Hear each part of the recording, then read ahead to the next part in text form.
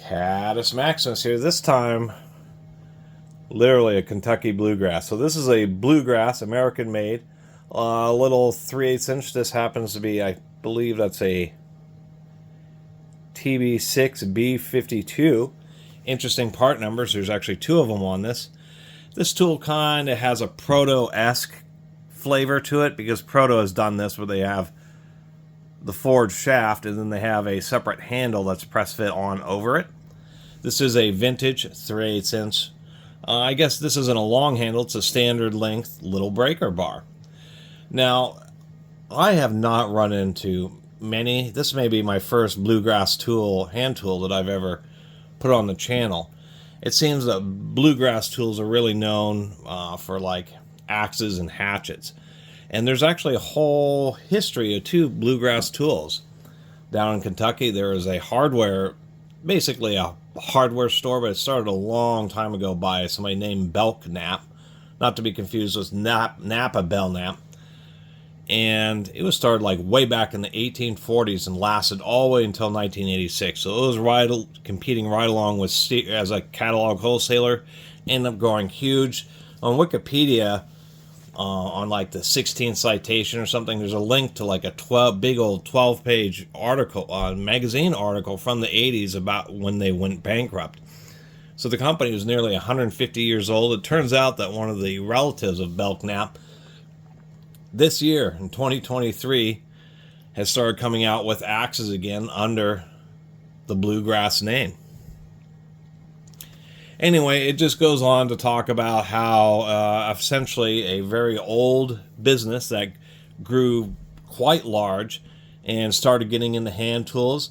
Not any information on whether they did manufacture a lot of hardware, but there's no information on whether they actually had a foundry and made their tools, or some companies like Eastco, Western Forge, New Britain, Wright Tools, any number of other companies who may have manufactured their hand tools for them. This, I suspect, is somewhere between the 50s and maybe 70s or 80s. Who knows? It's kind of a wide range, but for a company that was around started in 1840, it actually does narrow it down. So they got in the hand tools, post-World War II era. And looking around online, people run into these a whole lot more in, Kentucky, Alabama, Georgia, Tennessee, a lot of the southern states, just because that's right around, closer to where Belknap hardware was. They did have mail order. They at one point had a 3,000-page catalog, which is absolutely insane. Just massively thick, multi-inch thick catalog. But it seems that their tools kind of stayed around that area because I've just almost never, like I said earlier, I don't know if I may have once or twice run into bluegrass tools before, but never had, just because it seems like a familiar name, but just have never featured one on the channel, so much to be deja vu. Overall, it is a more classic style, so it's probably, I would doubt it's from the 80s, probably earlier, because earlier breaker bars, they do this, even Proto, where they'd hot rivet the anvil in and then grind the sides of the wrench to make it flush, where it seemed like the 80s or 90s when they started using screws instead. This anvil is, you can see it's dirty, but there just is hardly any wear on it, especially on the drive corners, and we can see just by the condition of this tool that it's hardly ever been used. I do like how they flare it out so it has more area for the pin to go through. No detent. They have some type of spring, a friction spring in there so it doesn't flop around too much. The one thing I'll say is it's probably plenty strong for the size of tool it is. I'm assuming it's chrome vanadium. But the one thing here is that we can see that it's just a bit thin on these sides. Probably more than strong enough once again given the short handle length. But that's one of the other things that has changed on breaker bars, is the forks. And we have a slightly older Proto, which uses a press-through pin. Proto is one of the exceptions of not using a screw. But if we take a look, the Proto has really thick forks. Much thicker than on here. Of course, there's the Super Duty Mac version that's like this. Figured I'd mention that. And here's something more modern, the Harbor Freight Icon. And we can see if we compare that to the Icon just has a huge cross-section of material in it. This is a long handle breaker bar, so that would make sense. But nonetheless, just kind of goes to show that this seems more